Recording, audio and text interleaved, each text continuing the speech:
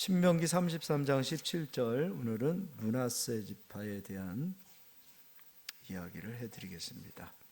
신명기 33장 17절입니다. 우리 다 같이 합독하여 읽겠습니다. 그는 첫 수송아지 같이 위엄이 있으니 그 뿔이 들소의 뿔 같도다. 이곳으로 민족들을 받아 땅 끝까지 이르리니 곧 에브라임의 자손은 만만이요 므낫세의 자손은 천천이로다. 아멘. 신명기 450번째 사치와 탐욕의 상징이 된 므낫세라는 제목으로 말씀 전하겠습니다.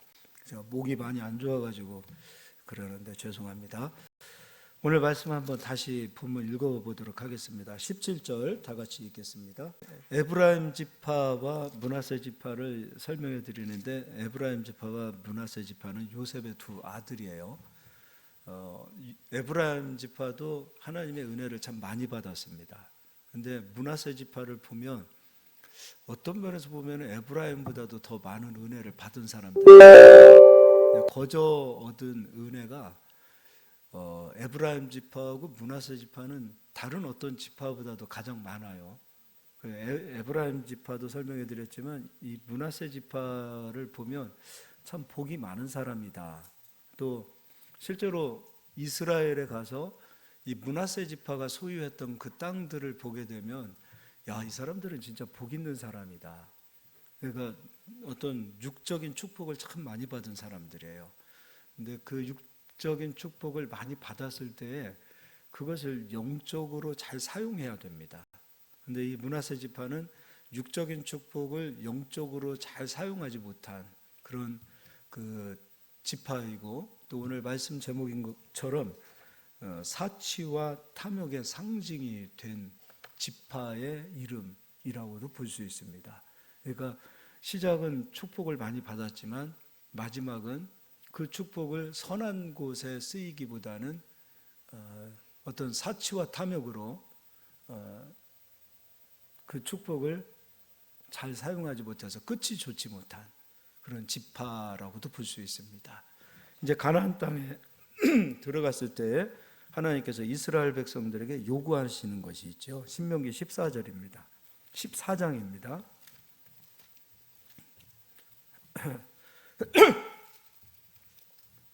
가나안 땅입니다. 이거는 우리 그리스도인들에게도 요구하시는 하나님의 말씀이라고 보죠. 14장 27절부터 읽어드리겠습니다. 내 성읍에 거주하는 레위인은 너희 중에 분깃이나 기업이 없는 자이니 또한 저버리지 말지니라. 이것도 레위 지파 때 설명을 해드렸죠. 매 3년 끝에 그 해 소산의 10분의 1을 다 내어 내 성읍에 저축하여 너희 중에 분깃이나 기업이 없는 레위인과 내 성중에 거류하는 객과 및 고아와 과부들이 와서 먹고 배부르게 하라.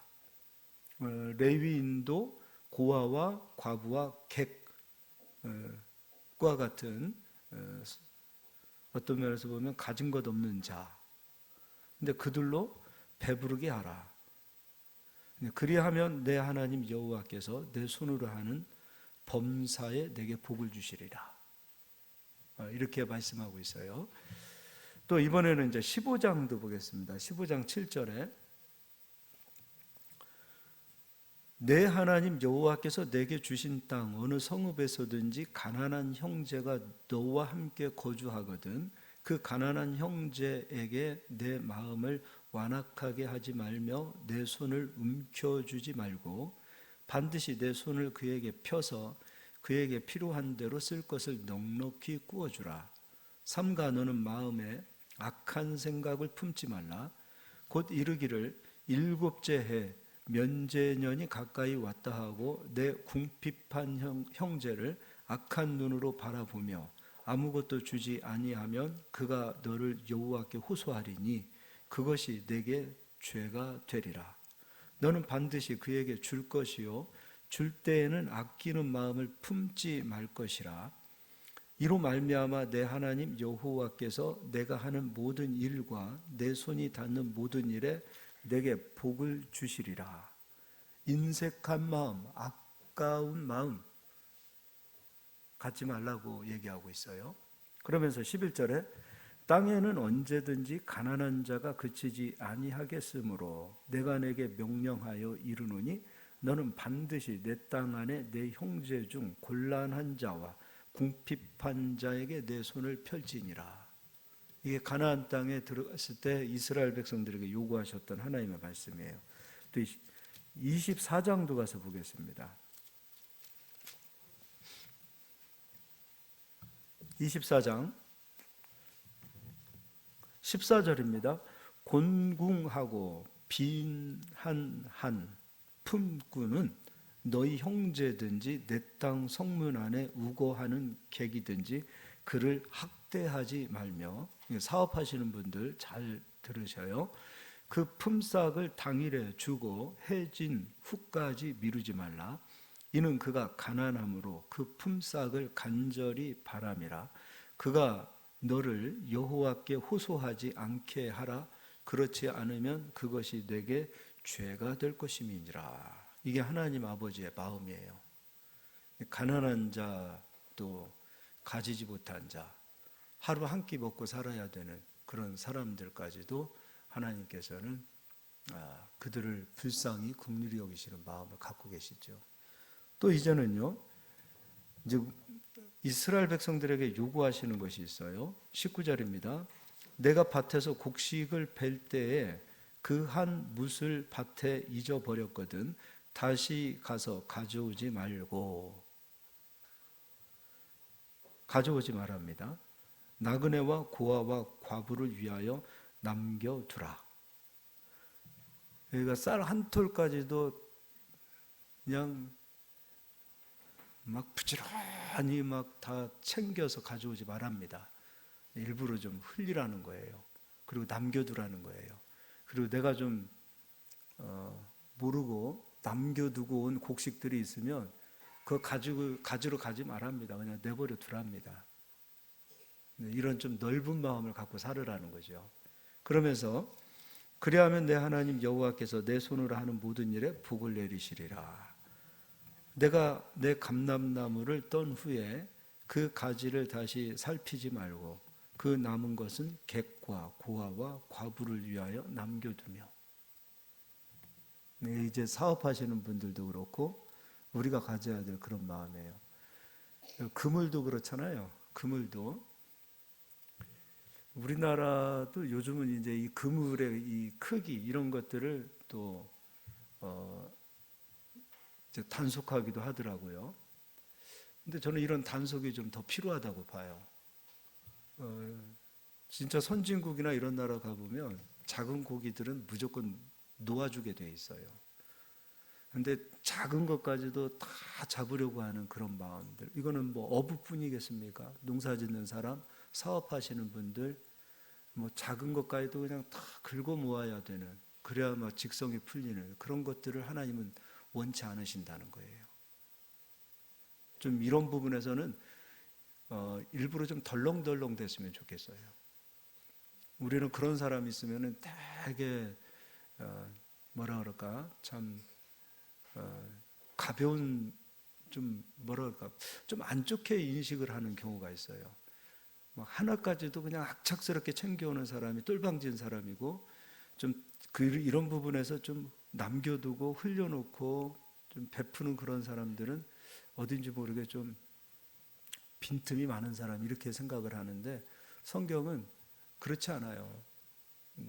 진짜 복을 받는 사람들이 누군지를 생각해 봐야 돼요. 우리 주변에서도요, 그냥 악착스럽게 인색하게 막 그렇게 사는 사람들 치고 잘 사는 사람들 보셨는지 한번 보세요.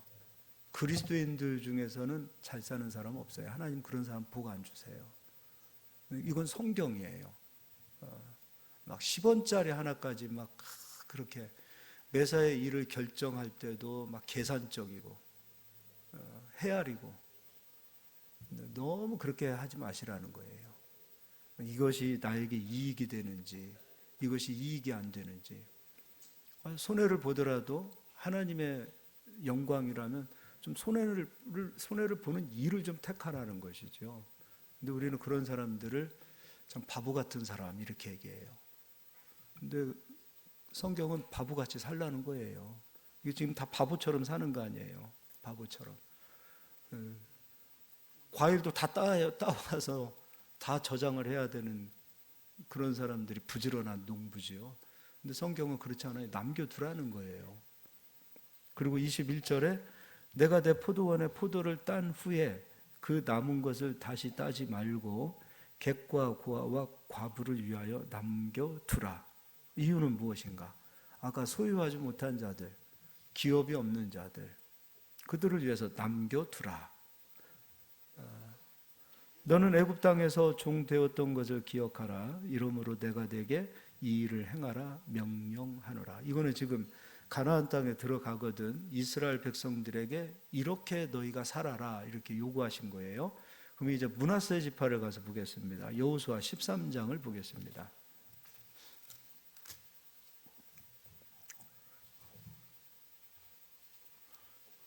13장 29절 모세가 므낫세 반 지파에게 기업을 주었으되 므낫세 자손의 반 지파에게 그들의 가족대로 주었으니 그 지역은 마하나임에서부터 온 바산 곧 바산 왕 옥의 온 나라와 바산에 있는 야일의 모든 고을 60성읍과 길르앗 절방과 바산 왕 옥의 나라 성읍 아스다롯과 에드레이라 이는 므낫세의 아들 마길의 자손에게 돌린 것이니 곧 마길 자손의 절반이 그들의 가족대로 받으니라.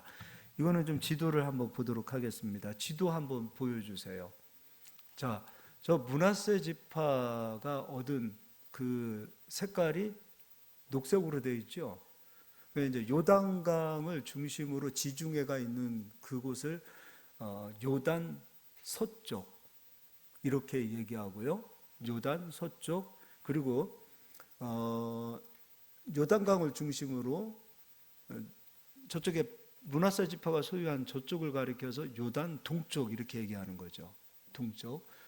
그러니까 요단 동쪽에 지금 오늘 지난주에는 요단 서쪽을 얘기했고 오늘은 요단 동쪽을 얘기하는 거예요.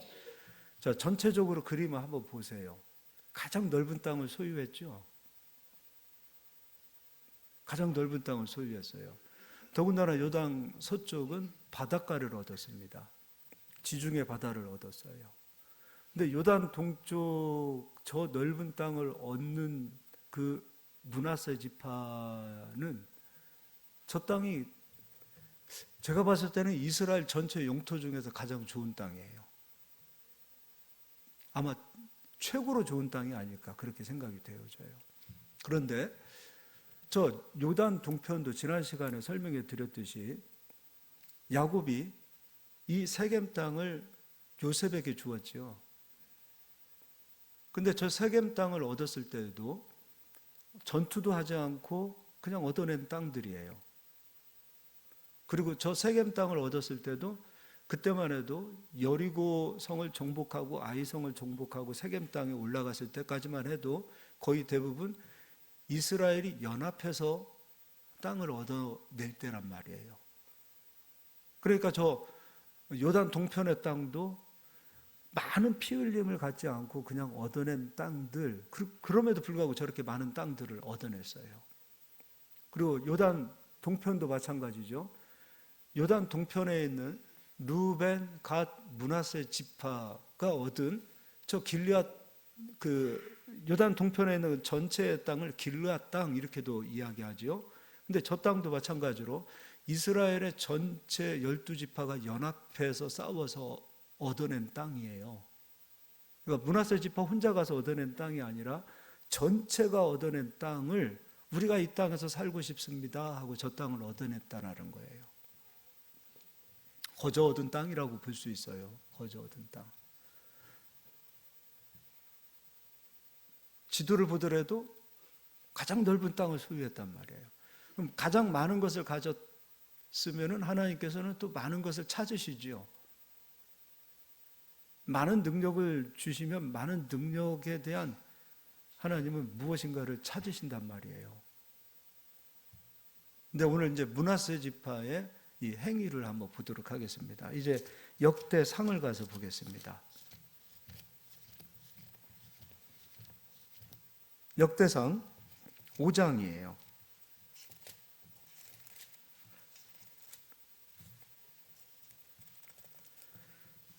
5장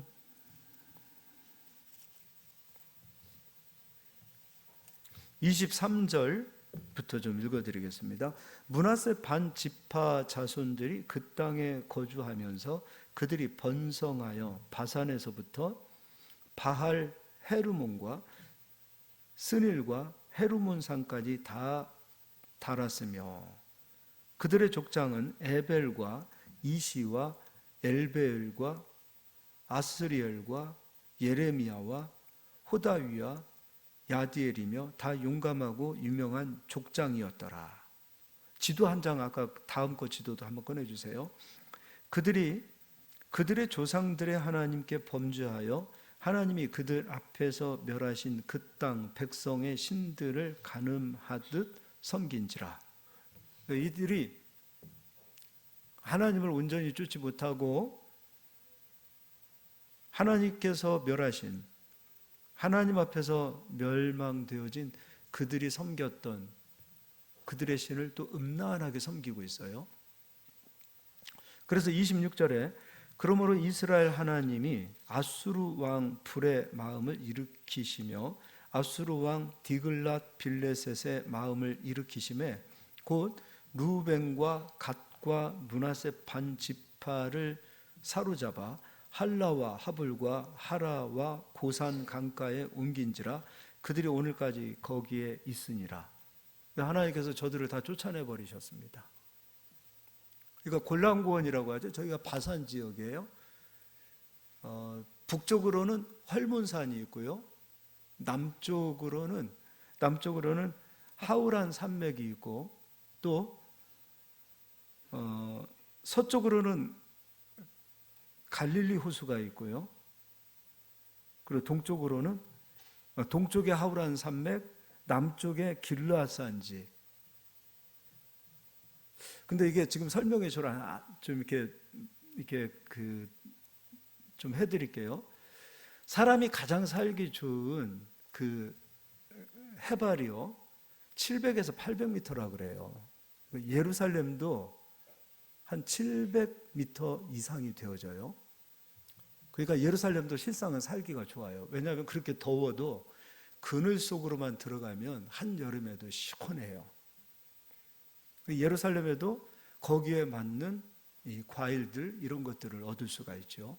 근데 저 골란 고원은 산지가 아니에요. 근데 해발 770m 되는 고원에 있는 평야 지대예요. 얼마나 좋은 거예요. 예루살렘은 산지의 수도라고 할 수 있는 그 지역에 770m 이상 정도 되는 그 정도고요. 저기는 끝없이 펼쳐진 770m 이상 되어지는 산지란 말이죠.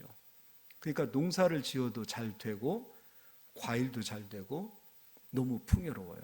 그리고 헐몬산에서부터는 사시사철 물이 끊이지 않고 흘러내려오기 시작해요. 저 헐몬산에는 이스라엘에도 겨울에 눈이 내려요. 스키도 타거든요. 그러니까 너무도 기근이 없는 땅이에요. 농사짓기도 좋아요. 가축을 기르기도 좋아요. 그리고 병충해도 없어요. 세계에서 제일 맛있는 사과가 저 바산에 있는 골란 사과지요. 안현희 집사님 시댁에서 그 언니 시댁에서 하는 사과보다 좀 더 맛있다고 합니다. 거기도 맛있어요. 사과만 맛있겠습니까? 저렇게 좋은 땅을 얻었어요. 근데 저 풍요를 얻었습니다. 너무도 큰 축복을 얻은 거지요. 그런데 이들이요, 왜 사치와 탐욕의 상징이 되었는가? 아까 신명기에서 하나님께서 우리에게 축복을 주신 이유는 나누라고, 섬기라고. 그것이 하나님이 우리에게 주신 축복의 선물이죠. 그런데 이 므낫세 지파는 그걸 하지 못했어요.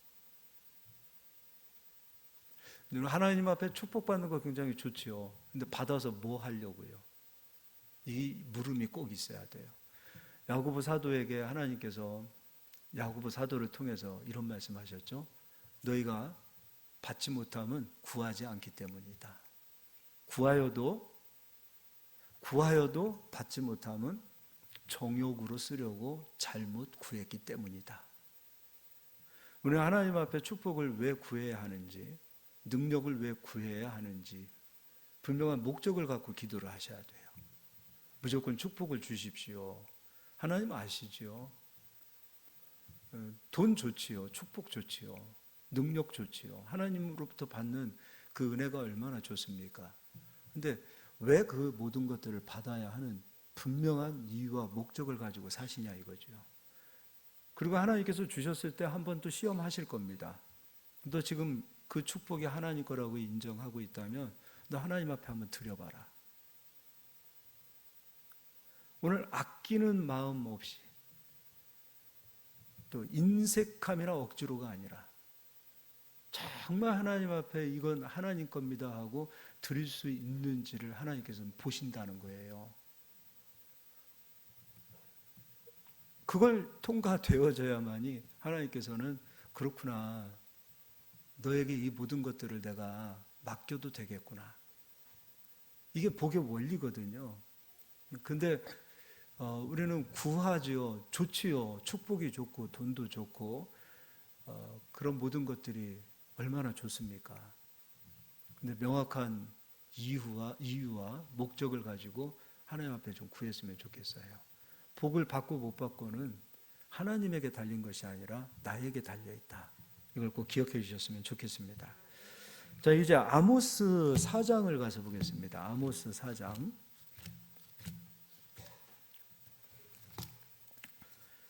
호세아, 요엘, 아모스 이렇게 됩니다. 다니엘, 호세아, 요엘, 아모스 4장.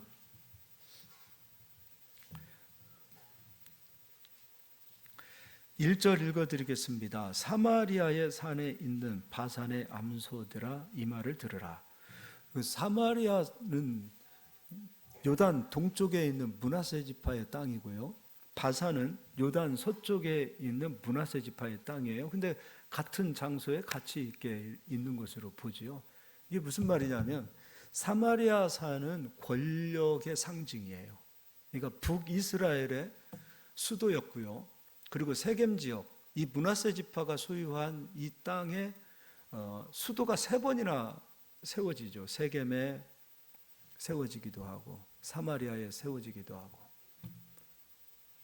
그래서 권력의 상징이에요. 근데 권력을 가진 자들, 힘을 가진 자들을 가리켜서 사마리아 산. 또 바산의 암소는 므낫세 지파가 소유했던 그 동쪽의 그 축복을 말하는 거예요. 축복의 상징, 권력의 상징, 축복의 상징. 그게 바로 바산의 암소예요. 그래서 사마리아 산에 있는 바산의 암소들아 이 말을 들으라. 너희는 힘 없는 자를 학대하며, 암소가 이렇게 학대했겠습니까? 그 므낫세 지파를 말하는 거예요. 사마리아 산에 있는 자들도 므낫세 지파, 바산의 암소도 므낫세 지파, 권력도 가졌고 축복도 가진 자들을 가리켜서 말하고 있어요. 권력을 가진 지도자들, 축복을 가진 지도자들, 그들을 가리켜서 힘없는 자를 학대하며 가난한 자를 압제하며 가장에게 이르기를 술을 가져다가 우리로 마시게 하라 하는도다. 신명기 말씀과 완전히 반대되는 그런 삶을 살아낸 거지요. 므낫세 지파가. 주 여호와께서 자기의 거룩함을 두고 맹세하시되 때가 너희에게 이를지라 사람이 갈고리로 너희를 끌어가며 낚시로 너희의 남은 자들도 그리하리라. 그렇게 해서 아까 역대상에서 말씀드린 것처럼 아수르 왕이 와서 그들을 끌고 가지요. 땅을 빼앗깁니다. 그리고 지금 다 잃어버리는 거예요. 그들이 자랑했던 그 모든 것들 다 빼앗기는 거지요. 그리고 3절에 너희가 성 무너진 데를 통하여 각기 앞으로 바로 나가서 하르몬에 던져지리라. 여호와의 말씀이니라. 5장도 마찬가지로 이들을 가리켜서 책망하셨죠. 너희가 왜 힘없는 자를 밟느냐? 정의를 순쑥으로 바꾸고 공의를 땅에 던지는 자들아. 하나님께서 바로 이 므낫세 지파를 책망하고 계세요. 바산의 암소들아. 6장도 마찬가지죠. 6장도 교만하고, 6장을 읽어보겠습니다. 1절입니다. 화 있을진저 시온에서 교만한 자와 사마리아 산에서 마음이 든든한 자, 곧 백성들의 머리인 지도자들이여 이스라엘 집이 그들을 따르는도다. 근데 이들에게 하나님께서는 흉악한 날을, 푸악한 날을 던져주겠다라고 말씀하십니다. 자, 바산이라는 곳, 므낫세 지파가 소유했던 저 땅들을 한번 사진을 한번 좀 보여주실래요? 얼마나 좋은 땅인지. 저기 지금 이스라엘입니다. 바산 지역이에요. 물도 많아요. 그냥 뾰족뾰족한 산들은 그렇게 많지 않아요. 770m 이 고산지대에 평야지대입니다. 끝없는 평야가 펼쳐지고요. 저렇게 소들이 자라기도 좋고 가축이 자라기도 좋아요. 그리고 여름에도 시원합니다. 저기는 해충이나 이런 것들도 그렇게 많지 않아요. 이게 고산지대의 특징 아닙니까? 얼마나 좋아요. 시원한 바람이 불어오고 또 시원한 물들이 끊임없이 계속해서 흘러오는 그런 축복의 땅입니다. 저쪽에 보면 하얗게 보이는 산이 있어요. 저게 바로 헐문산이에요. 눈이 덮여져 있는 산. 그리고 그 물들이 녹아서 계속해서 이스라엘에게 내려오죠. 결국은 그 물이 또 갈릴리 호수에 담겨지기도 하고요. 얼마나 축복받은 땅입니까? 또 다음 사진도 보여주세요. 이게 지금 어떤 유럽이 아니에요. 이스라엘입니다. 이스라엘이라는 곳에 저렇게 아름다운 땅. 실제로 가서 눈으로 봐도 아름다워요. 너무 아름다운 땅입니다. 또 다른 사진도 보여주세요. 네, 또 다른 사진도 보여주시기 바랍니다. 바산에서 풀을 뜯어먹고 있는 저 소들을 보십시오. 소들이 자라기에 너무 좋은 환경, 또 농사짓기에 너무 좋은 환경.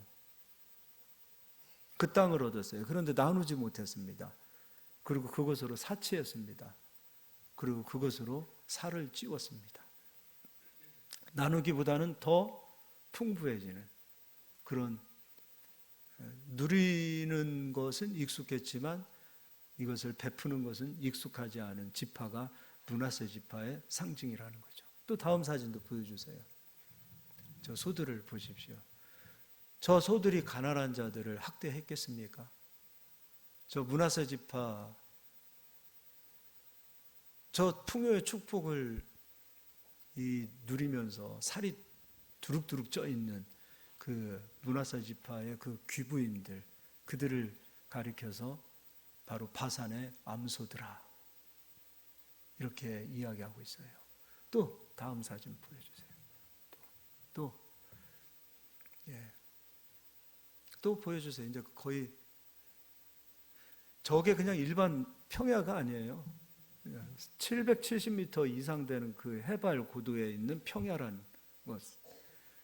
농사도 잘 되고 얼마나 풍요의 축복인지 몰라요. 우리가 농사하니까 여러분 우습게 생각하는데 이스라엘이 세계 선진국이잖아요. 강할 수밖에 없는 이유는 무엇이냐면 지금도 이스라엘은 농사 선진국이에요. 이 농업을 굉장히 귀하게 여깁니다. 농업을 무시하면은 소망이 없어요. 어떤 나라든지. 이 농업이 1차 산업이라고도 할 수 있는 이 농업이 기반이 되어져야 돼요. 그게 기반이 되니까 2차 산업, 3차 산업, 4차 산업도 막 끌고 가는 거지. 이 농사 짓는 것을 우습게 여기면 안 돼요. 어느 민족이든지. 우리나라도 이 농사 짓는 것을 조금 이렇게 투자를 좀 안 하는 부분이 있는 것 같은데 정말 투자해야 될 부분이 저 농사예요. 저게 기반이 되지 않으면 2차 산업, 3차 산업, 4차 산업도 소망이 없습니다. 이스라엘이 지금도 강력한 이유는 저 1차 산업, 저 농사라는 저런 부분이 강대국이에요. 얼마나 저기에 투자를 많이 하는지 몰라요. 국방비도 많이 투자하지만 농사 짓는 일에 엄청 투자를 해요. 근데 우리는 농업을 이렇게 투자를 안 하는 것 같아요. 그러면 안 돼요. 나라에 소망이 없어요. 아무리 뭐 과학이 발달하고 3차 산업, 4차 산업이 발달되어진다. 그것이 끌고 갈 것 같다. 근데 이 기본이 안 되면 아무것도 안 되는 거예요. 가장 그 모든 것의 밑바탕이 기본이 잘 받쳐줘야만이 이 끌고 갈 수 있는 힘이 있다라는 거예요. 농사를 우리는 가볍게 여기지 않았으면 좋겠고요. 농사 짓는 분들도 귀하신 분들이에요. 또 다음 사진도 한번 보여주세요.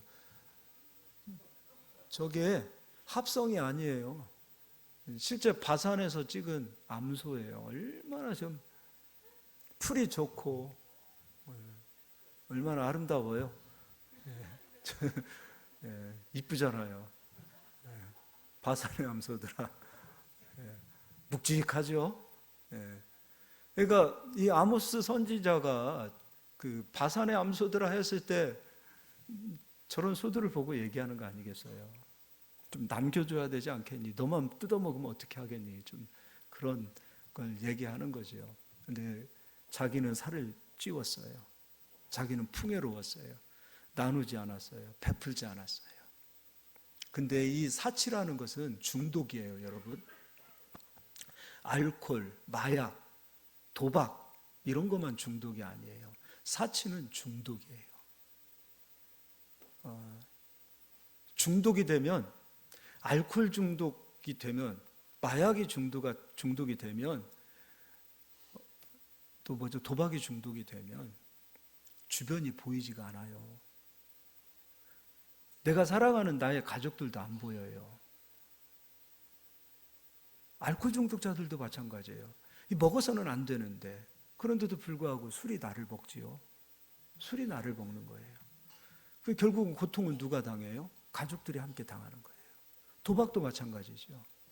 내가 도박을 하는 게 아니라 도박이 나를 끌고 가는 거죠. 누가 고통을 당합니까? 그 인생은 말할 것도 없고 그와 함께 가장 소중했던 가족들, 가장 가까운 사람들이 다 고통을 당하는 거예요. 사치도 마찬가지입니다. 중독이라는 것은 내가 선택하는 게 아니다.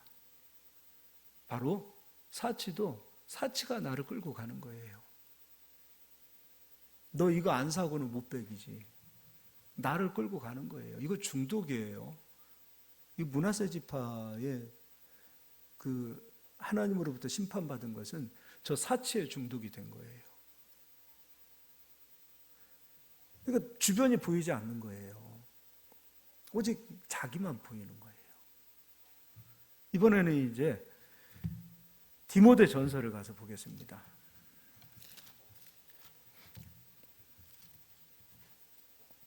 디모데 전서 2장 8절입니다. 여기서 남자, 여자 했을 때 남자는 말씀을 가르치는 지도자들을 얘기했고 여자는 말씀을 받는 모든 성도님들을 얘기하고 있어요. 그러니까 남자, 여자 이렇게 얘기하지 말자고요. 8절 그러므로 각 처에서 남자들이 분노와 다툼이 없이 거룩한 손을 들어 기도하기를 원하노라. 지도자들도 말씀을 전하기 위해서 반드시 기도하라. 그리고 9절 또 이와 같이 여자들도 우리 모든 성도들을 말씀하고 있습니다. 여자들도 단정하게 옷을 입으며 단정하게 깔끔하게 옷을 입고 지저분하면 안 됩니다. 깔끔하게 옷을 입고 그리고 소박함과 정절로서 자기를 단장하고 소박함으로 단장하랍니다. 소박함으로. 그리고 따은 머리와 금이나 진주나 값진 옷으로 하지 말고 이게 20세기, 21세기를 살아가는 지금 이 시대에 사도 바울이 글을 쓴 게 아니잖아요. 2000년 전에 이미 이러한 말씀을 해놓았고 구약 성경에도 이미 이러한 말씀을 해놓고 있어요. 그리고 10절 오직 선행으로 하기를 원하노라. 이것이 하나님을 경외한다 하는 자들에게 마땅한 것이니라. 여자는 일체 순종함으로 조용히 배우라. 그러니까 우리 집안의 남자, 여자 이 차원이 아니에요. 여자는 말씀을 배우는 자들, 말씀을 받는 성도님들을 말씀하고 있는 거죠. 그래서 12절 여자가 가르치는 것과 남자를 주관하는 것을 허락하지 아니하노니 오직 조용할지니라. 이는 아담이 먼저 지음을 받고 하와가 그 후며 아담이 속은 것이 아니고 여자가 속아 죄에 빠졌음이라. 그러나 여자들이 만일 정숙함으로써 믿음과 사랑과 거룩함에 거하면 그의 해산함으로 구원을 얻으리라. 이러한 삶을, 우리가 소박한 삶을 살아야 되는 이유는 무엇인가? 바로 우리를 통해서 선한 영향력이 흘러가는 거예요. 교회 다니는 나의 아내가 사치와 쾌락에 빠져 있다.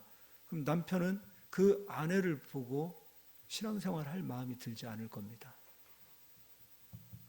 자식이 있다 하더라도, 부모가 있다 하더라도 거기에서 감동이 오지 않을 거예요.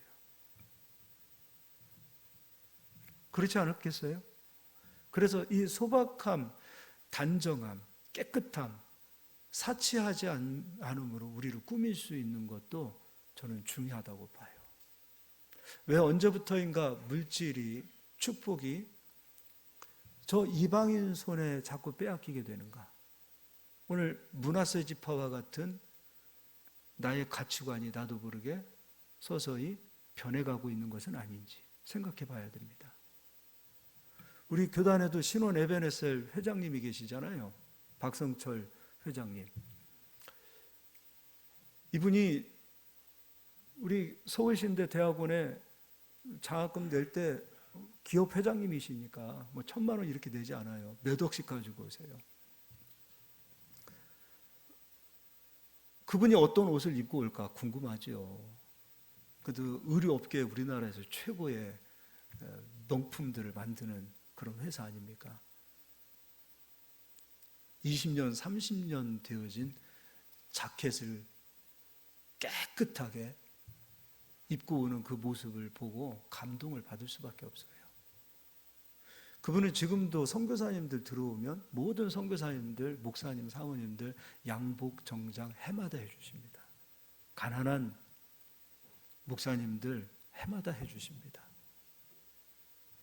저는 남이 해주는 옷 별로 좋아하지 않아서 아직 받아 입어보지 못해봤지만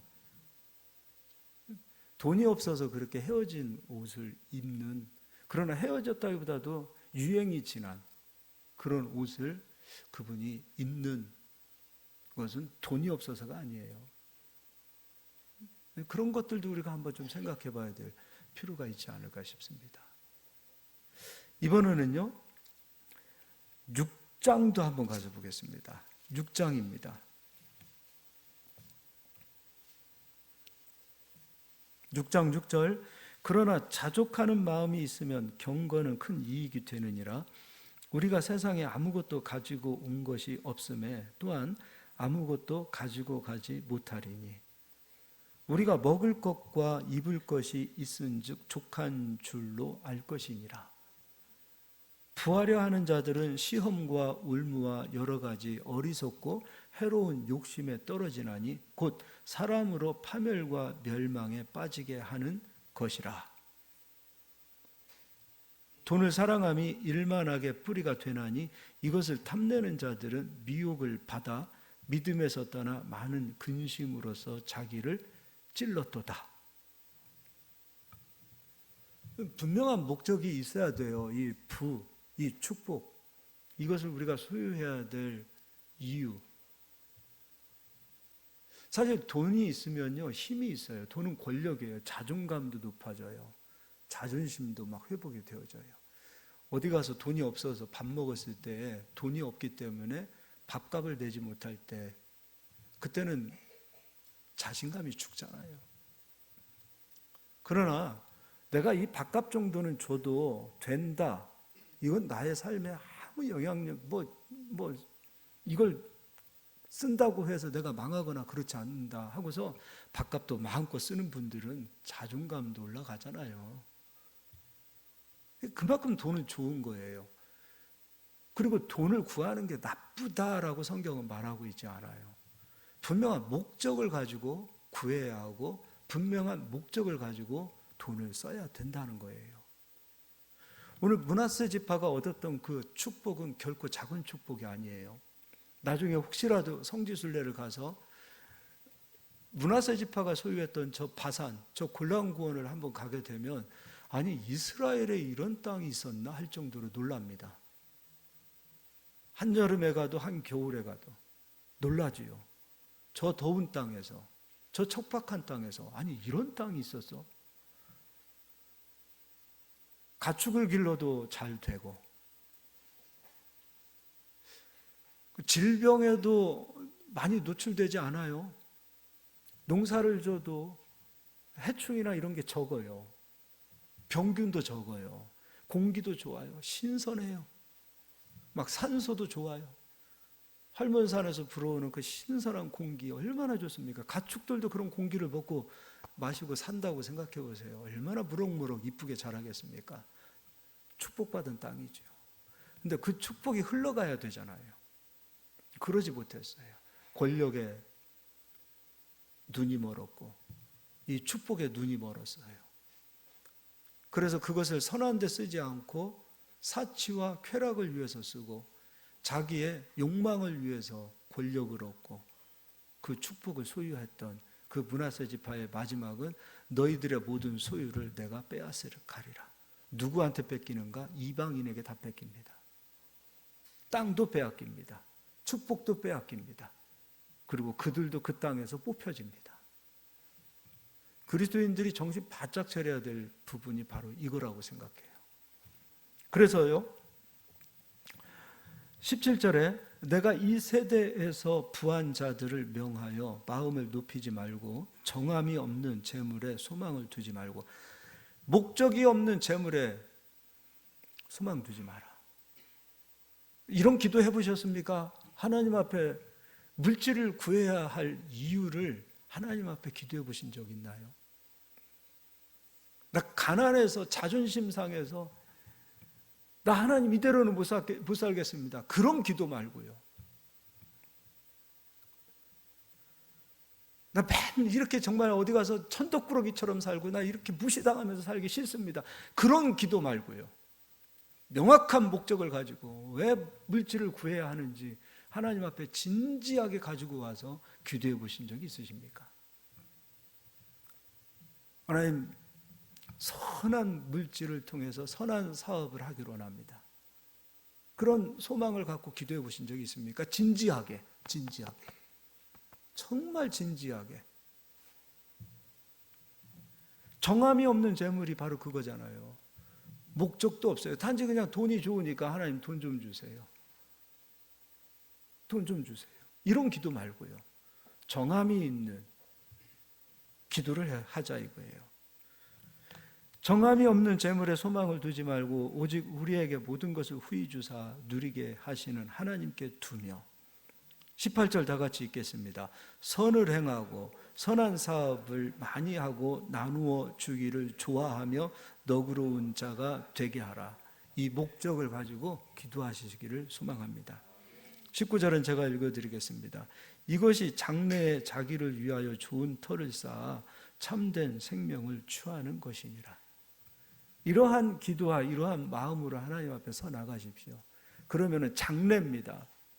점점 하나님의 역사가 나타나게 될 줄 믿습니다. 할렐루야.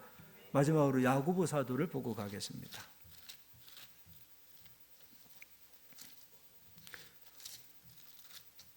4장입니다. 2절 읽어드리겠습니다. 너희는 욕심을 내어도 얻지 못하여 살인하며 시기하여도 능히 취하지 못함으로 다투고 싸우는도다. 너희가 얻지 못하면 구하지 아니하기 때문이요. 얻지 못하면 구하지 아니하기 때문이요. 저는 오늘 이 므낫세 지파가 잘한 게 있어요. 이게 지금 시간이 없어서 므낫세 지파 잘한 거를 얘기하지 않고 므낫세 지파가 잘 못한 거를 얘기하는데요. 므낫세 지파는 하나님 앞에 잘 구했어요. 잘 구했어요. 이 므낫세 지파 소유의 그 딸들 있잖아요. 슬로브앗의 딸들이요. 나와서 자기 것을 요구합니다. 우리에게 또 땅을 주시고 기업을 주십시오. 딸임에도 그렇게 구한단 말이에요. 정정당당하게. 그래서 받잖아요. 므낫세 지파도 마찬가지예요. 동쪽도 구하잖아요. 서쪽도 구하잖아요. 이 구하는 마음이 중요하지요. 구해야 합니다. 그리고 찾아야 됩니다. 내 것으로 만들어내야 돼요. 근데 하나님께 소망을 두라는 거예요. 구하고자 하는 마음이 있고 갖고 싶은 마음이 있으면 왜 하나님 앞에 구하지 않느냐 이거예요. 너희가 받지 못하면 구하지 아니하기 때문이라. 지혜가 부족하거든 꾸짖지 아니하고 주시는 하나님 앞에 구하라. 그리하면 주시리라. 구하는 거예요.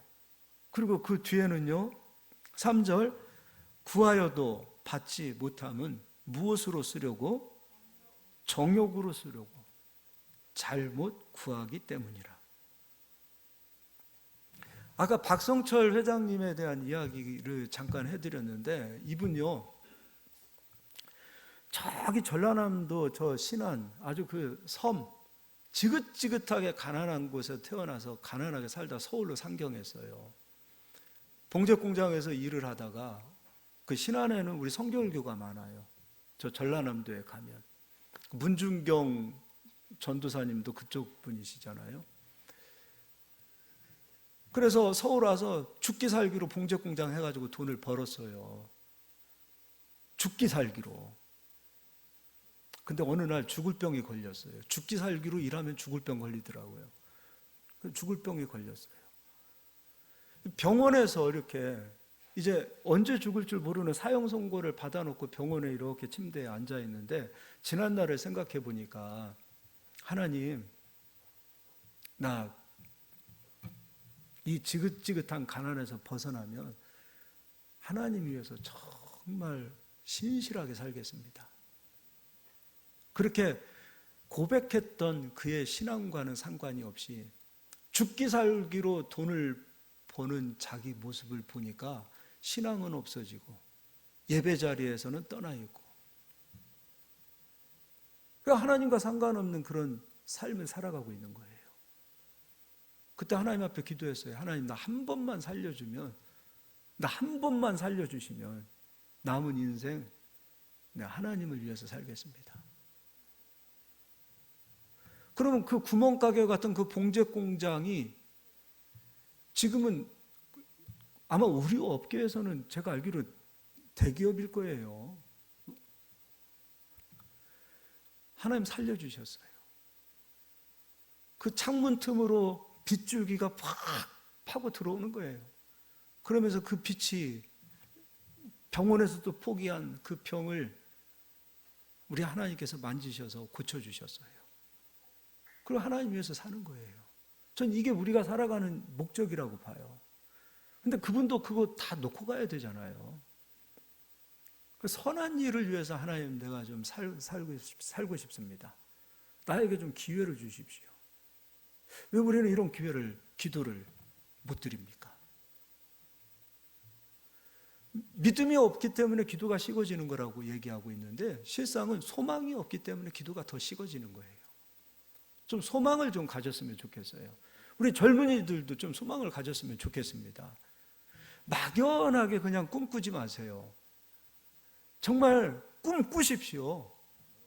꿈도 크게 가지세요. 막연하게 갖지 말고, 그리고 반드시 주신다라는 믿음을 갖고 그렇게 좀 꿈을 꿨으면 좋겠어요. 여기에서 하나님께서 엄청난 기업으로 만들어낼 수 있는 우리 청년들도 나오고 우리 성도님들도 나오지 말라는 법이 있습니까? 막 11조 1억씩 100억씩 하는 것이, 여러분 그런 꿈을 꾸면 안 됩니까? 아까워요? 갑자기 막 11조 1억씩 100억씩 하려고 그러니까 아깝습니까? 그런 꿈을 꾸고 나가자고요. 그런데 정욕으로 구하지 맙시다. 자기 사치와 쾌락을 위해서 구하지 맙시다. 돈은 좋은 겁니다. 근데 이 돈이 어떻게 쓰여야 하는지에 대한 정함을 가지세요. 정함이 있는 소망을 가져야 하나님 역사하신다고 말씀하셨어요. 그래서 구하여도 받지 못하면 정욕으로 쓰려고 잘못 구하기 때문이라. 4절 다 같이 읽겠습니다. 간음한 여인들아, 세상과 벗된 것이 하나님과 원수됨을 알지 못하느냐. 그런즉 누구든지 세상과 벗이 되고자 하는 자는 스스로 하나님과 원수되는 것이니라. 너희는 하나님이 우리 속에 거하게 하신 성령이 시기하기까지 사모한다 하신 말씀을 헛된 줄로 생각하느냐. 여러분, 구하되 정하세요. 선한 마음을 가지세요. 하나님, 선한 사업을 위해서 제가 이러한 복을 받아야 되겠습니다. 므낫세 지파가 잘한 것은 구했습니다. 근데 므낫세 지파가 잘못한 것은 그 축복이 흘러가지 못했습니다.